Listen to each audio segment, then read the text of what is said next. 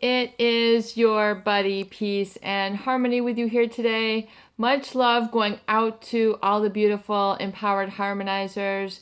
It is so good to be back. I apologize. I have been absent for a couple days. We have here at the Peace and Harmony channel maxed out the data plan, and I have gone, because of the longer videos and the greater content that we have been uploading here on the channel, especially in the past several weeks, we have basically maxed out the data plan permittable. So I have now gotten through the rigors of getting the King Kong of data plans, so we can now proceed and get back in stride. Absolutely positively, we need to have this data available for streaming, etc., on the daily and consistent basis that we do. So I apologize.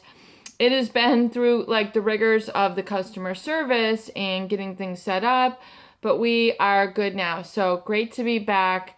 And I apologize. I have not been able to monitor the channel either in terms of the comments or feedback or replying to emails, because everything basically was on a prioritization where I could not even access. So I apologize in my absence. And before we get started on today's topic, I just want to give a huge shout out to those of you who have recently donated to the channel. Thank you so much for your contributions and your feedback, and letting me know some of the specifics and questions that are going on with you. It does really help to sculpt and mold the content moving forward and what we can do to better assist you as individual and community of viewers. So thank you so much. And absolutely, if you do want to give back to the channel, if we've been a positive resource or influence for you, absolutely, you can go to the the homepage here of the Peace and Harmony channel on YouTube, and there's a PayPal donate now. So thank you so much for your recent correspondence and your donations. So let's get started here on today's topic, and that I really want to call it the art of the no contact, the art of resisting the hover, the art of being able to resist the emotionality from getting pulled back in, the allure, the head turning moments, the heart turning moments when you are either close to or in proximity or being tempted to go back to the ways of the narcissist, and not even so much even the communication, but being drawn back into that mindset that you are their underling, you are their supply, you are their whipping post, you are their whipping boy, their whipping girl, their go-to person for them to get emotional energy that they are lacking within. They're going to try to get it from sources without. And as we know, the narcissist as well as the psychopath, they need the reactions and sort of responses and supply from others to survive. So they're not very emotionally independent. They rely on the feedback of others, the compliments, the support, the mirroring back, the feedback to them in order to feel attractive, whole, or that they're in a relationship. But it's not a two-way street, unfortunately. So just like we all need support, it's good to have communication. You look nice today. How are you doing? How's it going with you? What's new? That there's generally going to be a give and take. There's going to be a back and forth. Now, when it's with the narcissist, there is always an ulterior motive. In other words, there you can feel an energetic pull from them in order to, kind of keep the relationship alive. I mean, you have to feed them emotionally. You have to feed them psychologically. You have to feed them spiritually in order to keep the relationship going. So there's ulterior motives, somebody baking a cake, somebody calling you out of the blue, someone trying to connect with you out of Facebook, who hitherto you have exposed as a narcissist or a psychopath, who the hurtful things that they have done, that they have said, how they've devalued and discarded you.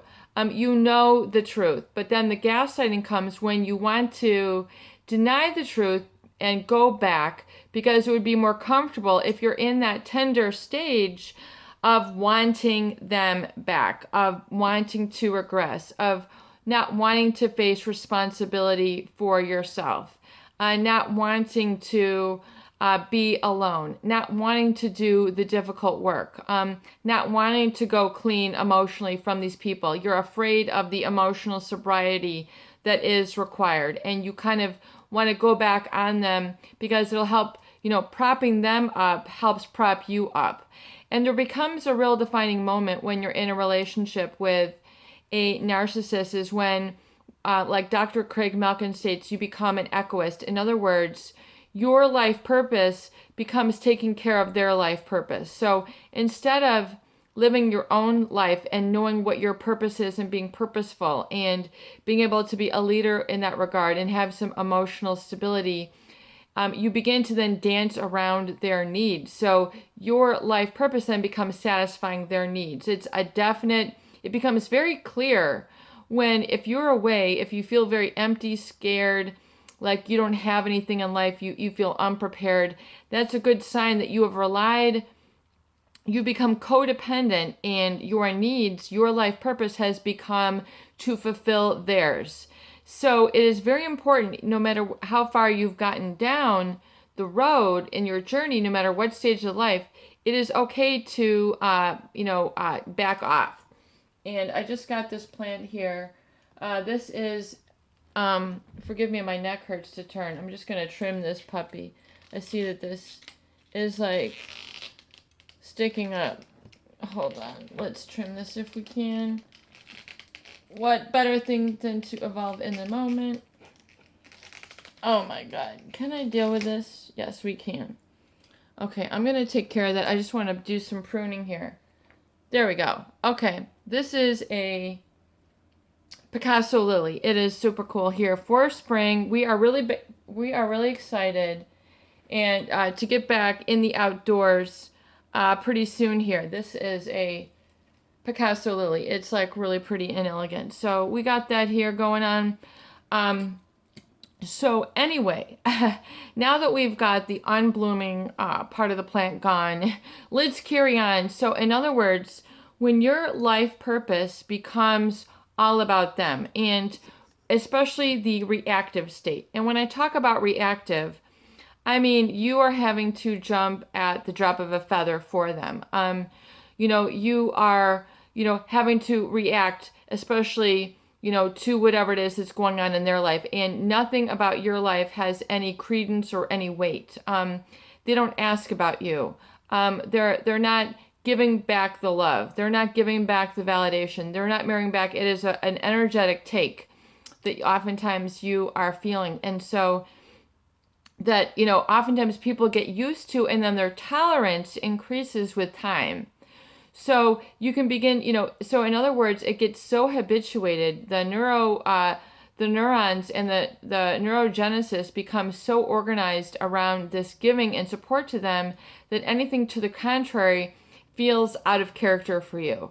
It doesn't feel right to be independent. It doesn't feel right to be self-reliant. It doesn't feel right to attend to your needs or your successes. You become so used to propping up theirs that, your success is on supporting them. And so it's very important to realize that, your life needs to have its own charting course. Because eventually you're going to starve emotionally. You're going to starve in the relationship. You're going to get the exposure, the pathological lies. They're not there for you. You know what they've done. And when people show you who they are, believe them. And so if you're so used to the self-doubt, in other words, the gaslighting, the brainwashing, you're so used to second-guessing yourself and not attending to your intuition, and not following your higher consciousness, your senses, you become so habituated and so reinforced with taking care of them, attending to their roller coaster, that your life is this, chaos. You can't own your own goodness. It becomes, you can't simultaneously be emotionally manipulated increase your tolerance and then own your goodness at the same time, because it just keeps going out the window. It just keeps vanishing. It keeps dissipating. It keeps getting sucked up by their vacuum. A narcissist has an insatiable need to control and have power over others, and they have no empathy. So if all of a sudden they're coming back, and the hover, they don't care what they've done to you before. They don't care that they're not satisfying their needs. They don't care what you know or what you don't know. It's just going to, they're just going to, their needs are the prioritization. That is all. And even if they bottleneck you out, even if they don't hear from you, get your information, your data, validate where your life is at, no problemo for them. So, you don't need to go and get sucked in. In fact, it's very unattractive. So you need to realize a couple of different things. One is to understand that the narcissist and the psychopath feed off of this reaction from others. And then the more that people are dancing, jumping over with 9-foot hurdles to assist them, very parasitic, you have to give them food, you have to give them smiles. It's all about what you're giving and not about what you're receiving. And so your identity becomes based on, what more can I give to this person? What more can I give to others? And then if it's very integral or formative to your own personality, then it becomes, you overgive, everywhere. And you feel like there's nothing left for you. There's no your time. There's no your place. There's no your goodness. There's no your life purpose. It's all about how much can I give away. And of course, it's, there's a lot of nobleness to that. I'm not saying that, but when it becomes really extreme and, you're just fatigued and worn out and you can't fill your own cup first. You can't take care of yourself. It's contradictory to the overgiving, the over-obligating. It's because of the reactiveness. So number one, is to understand how important it is to become indifferent and to stop the emotional energy from escaping from your heart space, your etheric energy, and escaping to theirs. So it's kind of like if you were to have an air-conditioned room and you've got the window open. I mean, you're just going to run that air conditioner and your room ain't getting a lot cooler. I mean, it might, but you're losing a lot of energy. Your bills are going to be through the roof and you're like, I feel like, I'm expending, or my electricity is, something is inefficient here. So there's a relationship inefficiency of energy and you're going to feel fatigued out, burned out, worn out, invisible. And then you're not going to feel acknowledged or validated for who you are. You're reacting to them all the time. And this is where you have to put an end, a stop. Even if it's a family member, even if it's an ex-family member, even if it's a coworker, a boss, a neighbor, where you run into trouble is this, I care about responding to you. I care about helping you. I care. And then you're giving too much. You're too reactive. And the problem is that you're not getting like in return. They're not respecting you for who you are, what you've done. They're not validating that. They might give you, they might tell you what you want to hear, but it's self-reinforcing for them. It's not reinforcing for you. So whatever it is, there's a real utilitarian. So the psychopath will always target and suss out those people who are utilitarian for them. Can you clean the house? Can you pay my bills? Can you give me sex? Can you help me make, look good? Can you give me contacts? Are you a high-level person in this organization? So it's all about, it's all this very, very sort of deliberately calculated utilitarian versus like, I can just be in a relationship for you and we can share this together. Cheers. There's a whole different feel. And so you'll have to know, and you'll have, and your gut instinct though, oftentimes if you've been emotionally manipulated for a long time and taken advantage of, you don't know how to check in with that. And when you do check in with it, you don't know how to trust it. And then, when it gets really bad on down the road, then you don't trust yourself, you don't trust others, you go through this struggle, this trepidation, this uncomfortability, this unhappiness. Life ain't working out for me. It's and there's no reward, there's no dopamine, there's no high for you, there's no joy in the life. So it is to go completely indifferent. And even though your heart is used to going out to them, it's very easy for your heart to go out to these people. I mean, they could have, the sob story, they need you, this happened. I mean, there's all these reasons. The sob story is a big one. And like a viewer so aptly stated before, if you're intoxicated by this person, in other words, all of a sudden, your vision of reality becomes like sucked in like a vortex to this person. And you can feel it energetically where, all of a sudden the big picture of life disappears. And now you're like looking at a postage stamp and they're like the postage stamp, and you can't get back to the big picture. Like all of a sudden, you have this like shaky ground when you try to go back to yourself, your real life, etc. That is a great sign that this person has a pathology, an extremism, obsessiveness. Something about them is going to draw a lot of energy out of you, and there is narcissism, a malignancy, an extreme neediness, or a psychopathy there, an antisocial effect, where then they turn people against you, just as you've seen they've turned their back on others and use them. And when you've seen it with your own eyes, then it is not fun to be retargeted and to have the hover. So the art of it is to realize that you can't express yourself to them in the way that you would like to. So you have to, even though you want to, even though it's like you're wanting to pour them a tea, you're wanting to, how are you doing? You might want to give them your time. You have to stop the tea pouring. You have to stop the energy. You have to stop the reaction to them. You have to cut it off. Because to do so would be to deplete you to the point where you have nothing left for yourself, and then the self-respect is gone too. So you rekindle your self-esteem and you validate it for yourself when you make that choice, when you make that decision, when you say no more. And so it's an emotional stop. You need to be at complete 100% peace within yourself. So it has to come from a peaceful body. It can't come from the hectic, frantic situation. It has to come from that commitment and peace within that this is right. Even though it's difficult, it's right. Even though I want to emote in that direction, even though I've fallen back, in the trap so many times before, the emotional brakes are here. And we're going to put the emotional brakes on. It's just no. And then, you don't react in a sort of, positive. You just react in a very neutral, indifferent way, very objective. You don't give, good or bad qualities when you describe things. You don't apologize. You kind of, if they're giving things, it's no thank you. Because they're opening up the door for the exchange. They're giving you this, they're giving you that, they want to do this. It's no thank you.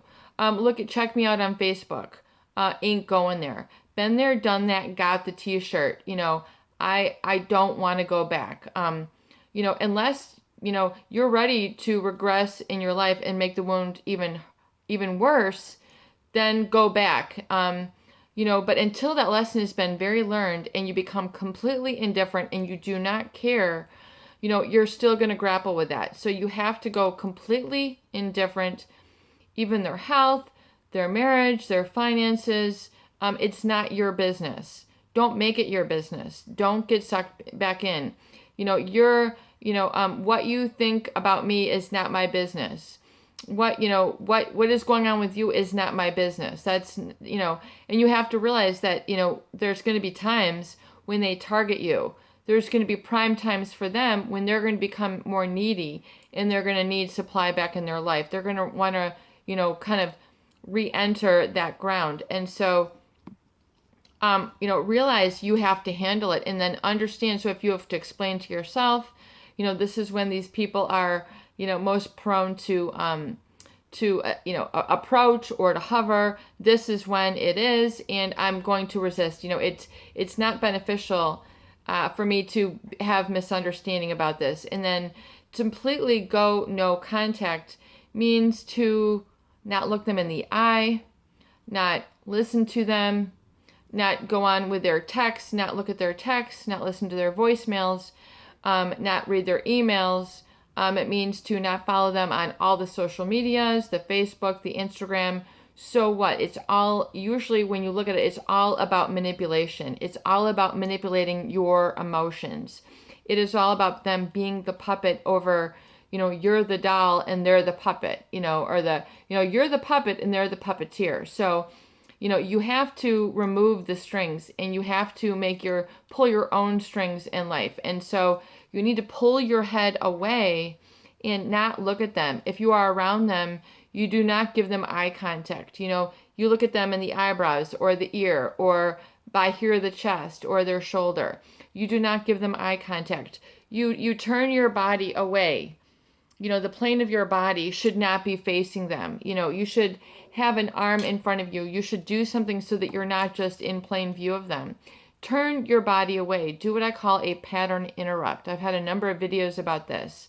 And do not respond in direct energy to them. Do not be a counterforce to their force. So in other words, energetically, they're coming at you with something. It's doing a pattern interrupt.